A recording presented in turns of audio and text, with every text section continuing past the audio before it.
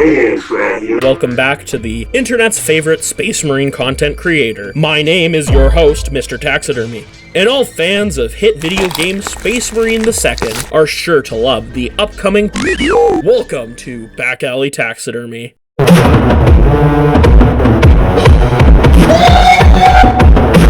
How's your family doing, audience?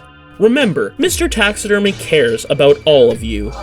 Now, you might be wondering what we are about to paint on this much-beloved Warhammer painting show, and that's a natural question, given you clicked the video, and therefore are likely a Space Marine fan. Luckily, we have some STERNGYATT veterans, thanks to a guy who gave me his Leviathan box consensually. Have no fear, friends.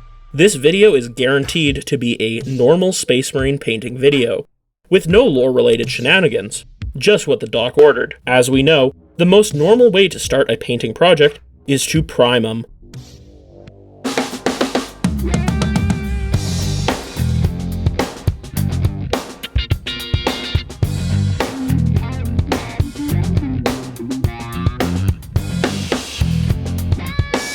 Don't worry, children. WWE superstar Logan Paul won't be involved in priming this sequence, but your like the subscribe button can be with one click.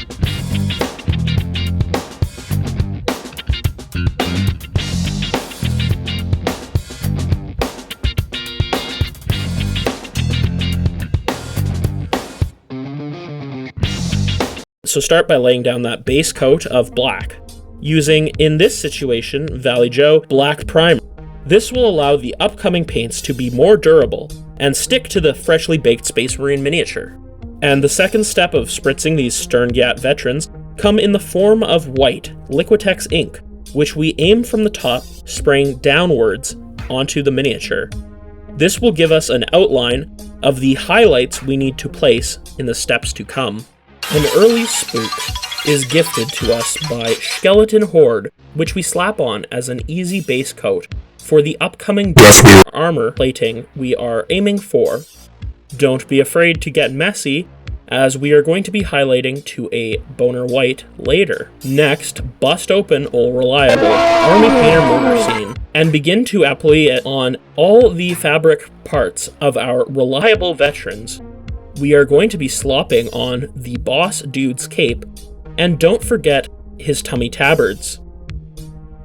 You know it's gotta be dank angels, cause these fellas are in the hood. The next step is a simple base for metal bits.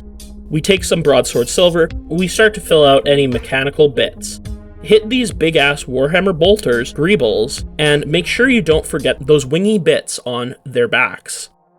Since these vets are some of the most well-respected and adored members of the Dank Angels, we're going to add some gold detailing on their ornamental details.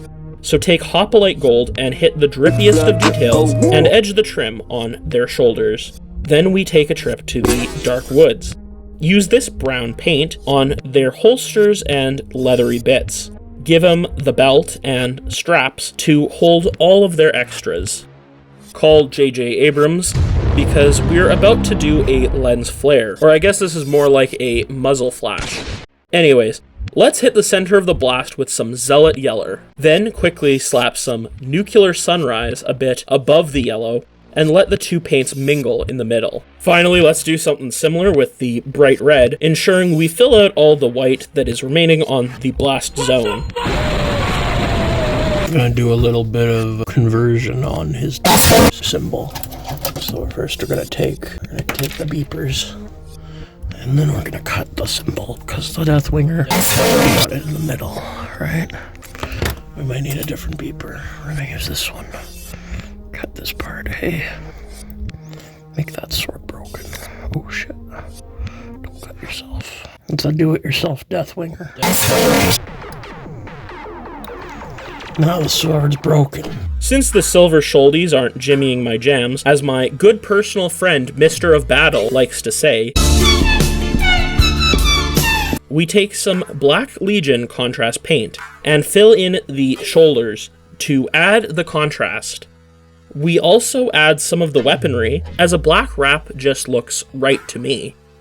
The armor ain't looking enough like a bleach boner, so we really need to brighten it up to give an off-white vibe.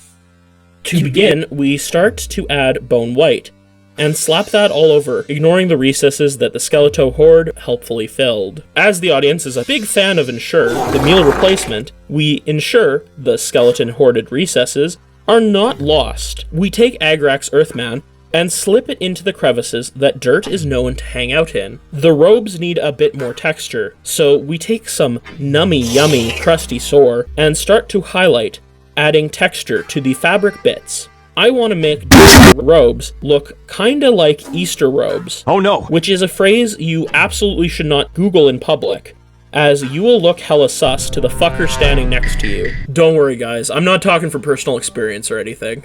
Take another trip to Cody Rhodes Painting Academy for some sword hilt burgundy and add this to the roby stew we are cooking up.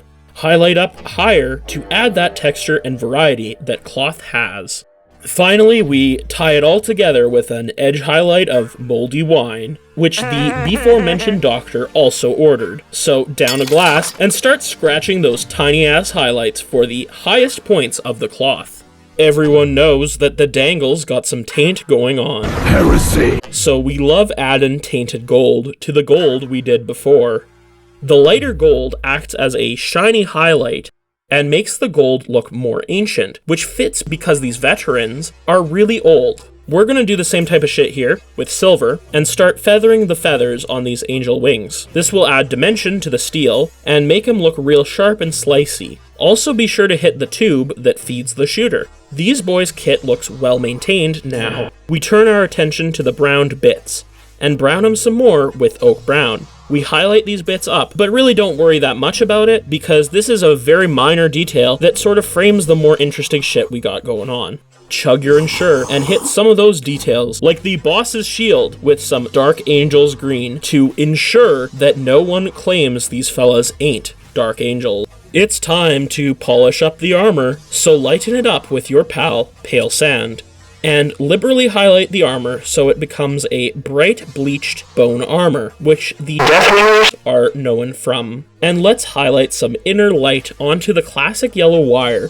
that is connected to Mr. Heavy's bolter. For the Purity Seal parchments, I'm feeling sorta different to the usual that we do, since that's basically the color of the Winger's armor. So take some Desolation Brown, a sorta dirty ass-crack green brown, and apply to the parchments. Then for the Purity Seal itself, we gotta go with the usual Grimoire Perp to pretty up them Purity Seals. To make the black a little less flat, we take some somber gray and gently highlight the black parts, so they don't just look flat and look like the void. We want to avoid that at all costs, and that's why it's time for the taxidermy tip of the day. Today's tip is simple and for all ages. Remember, friends, to not edge aggressively when highlighting black.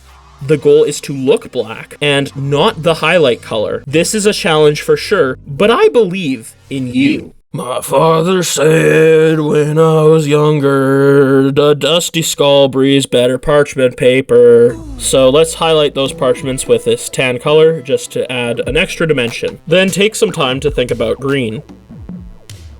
And take Angel Green to edge those classic Dank Angels details. For some extra pop, we ain't talking Funko. We take white ink and hit the lenses of the big burly marine faces. Also, since this sword is going to be a power sword, we use the ink to begin the upcoming glow effect. Hit those lenses with Data System Glow, a fluorescent green type paint that will glaze over the white ink and make some distinct looking eyes that appear to glow. Now let's paint ourselves a motherfucking power sword. Splat some seafoam pastel on your Citadel approved silicone palette. Also add some prismatic bolt.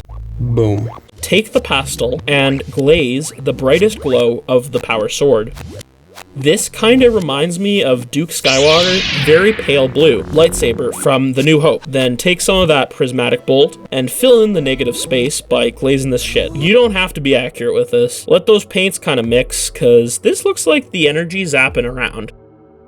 Like Benny Frank's lightning rod, we gotta ground ourselves after all that energy. So take some AK-47 Dark Earth texture paste and begin to base and fill them with this chunky paste. Based alert.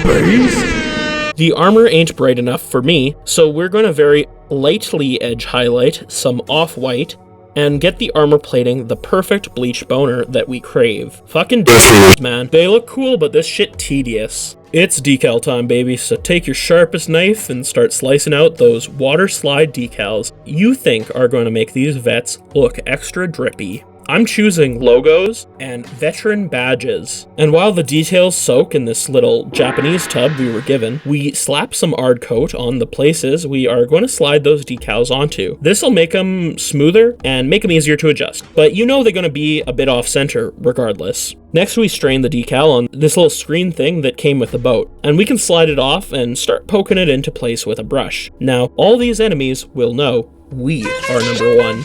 Let's add some more decals, and this time just give up on using that strainer for some reason. Just use the forbidden technique to get these shoulder pads in order. So I'm doing this glue shit right now, but like basically I forgot to put the matte varnish on these guys' shoulders. I forgot to do that and record that, so I did that. But now we're doing glue. So for this grass shit, we start by slapping on that Army Painter basing glue down onto the dried texture paste. Once properly stickied, we tweezer clumps onto the base. Do the grass shaker. Oh yeah. And get rid of the excess. We decided to experiment with some black base rims. I wanted to make them look real black, so we mixed some normal black paint and then added some black ink in hopes that it would darken it. Once mixed, we begin to rim the base with an allegedly darker black. For those curious cats out there, the ink did fuck all, so I wouldn't waste time on this step. But seeing as this is our first episode, I'm sure the powers that be will allow this excusable mistake. Anyways, this normal Space Marine video is practically painted. All we gotta do is take it to the fridge! For the Emperor!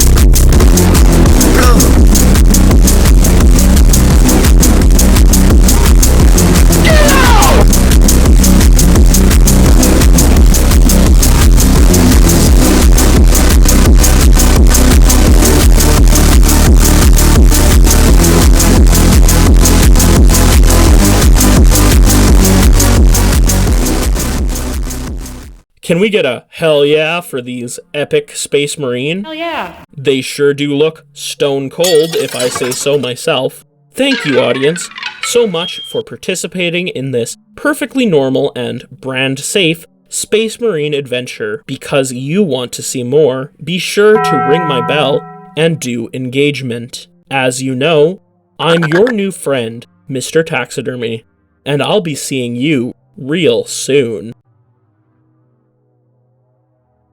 Who wants to know? I think I might make some Who wants to know? changes in my paint. I figure.